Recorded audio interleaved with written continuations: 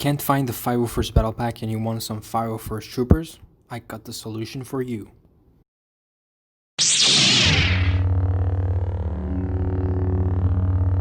What's up my Padawans?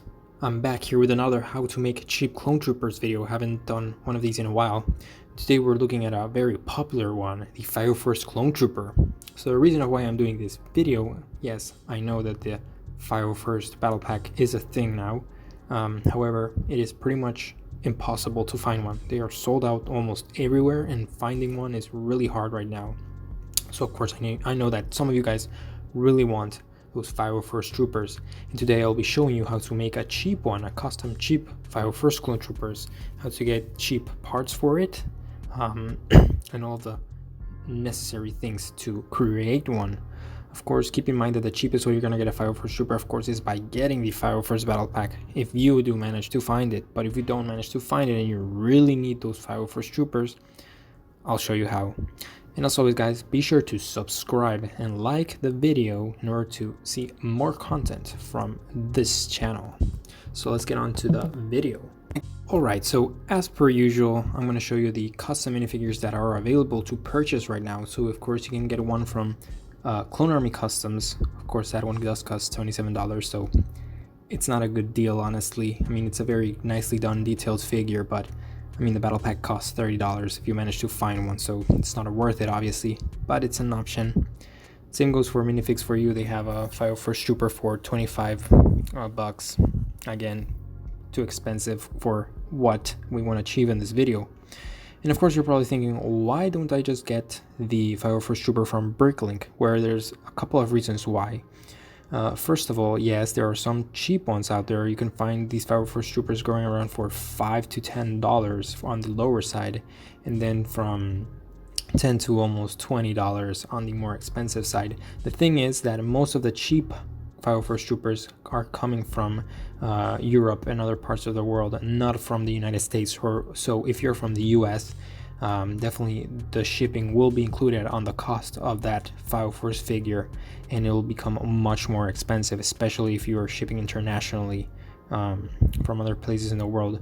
And of course those ones that are listed from the US are a bit more expensive, going for around $10 to $18, as I said. So you can also go for that alternative, of course, but it's definitely more expensive. To make a cheap 501st Trooper, you're gonna want to get some decals from AV Figures, which of course those cost just $2. Really cheap, just get the base 501st Trooper decals and those will work good enough. Next you will want the helmet. You can get a blank helmet from Clone Army Customs for $2 really cheaply, or from Aerialite for $1, of course. Those are your two options to decal or even paint. Really cheap options. And if you want to save the hassle and get a printed helmet, a 501st printed helmet, you can actually get one from Clone Army Customs for $3. However, it is a misprint, so you might get a little printing error on it. Or you can just simply get one from Aerialite. They have a really nice 501st printed helmet for $4. It's a really good looking, really nice looking. I really like this one, and I think this one is a good alternative. So of course for the body you will need a white blank body in order to decal it. So you'll want to get a plain white torso and arms from Bricklink for just a couple of cents. You literally pay less than 50 cents for it. And also a white pair of legs to decal them, obviously. Again, just a couple of cents. Very, very cheap to get. So that'll be basically it guys for your parts. Of course for the decaling you can just easily find a tutorial on YouTube. Decaling the body, the legs, all of that is pretty easy. It's not that challenging. The most challenging part is decaling the helmet, so that's why I recommended getting the printed helmet from either Aerialite or Clone Army Customs in order to save that hassle. But you'll just pay some extra bucks. But at the end this figure will come around to cost less than around $8. Really cheap to make guys. This is a great alternative if you really want some 501st Troopers, and of course you can go on and make one. Alright, so this is the mock-up that I came up with for the 501st Trooper. As you can see, the body, the arms, the legs, everything is the decals from AV Figures that you will apply in there. So that is not so challenging to do. As I said, just look for a YouTube tutorial and it'll be pretty easy. Of course, you can get maybe an extra couple of sheets, maybe one or two, or I mean two to three, to just in case you do an error. But the body decaling is not that challenging. And of course, the helmet that I used was the one from Aerolite, which is the one that I recommend. It's the nicest looking one. Of course, you'll be paying a bit of a premium, just $4 for that helmet, but it's a really good looking helmet.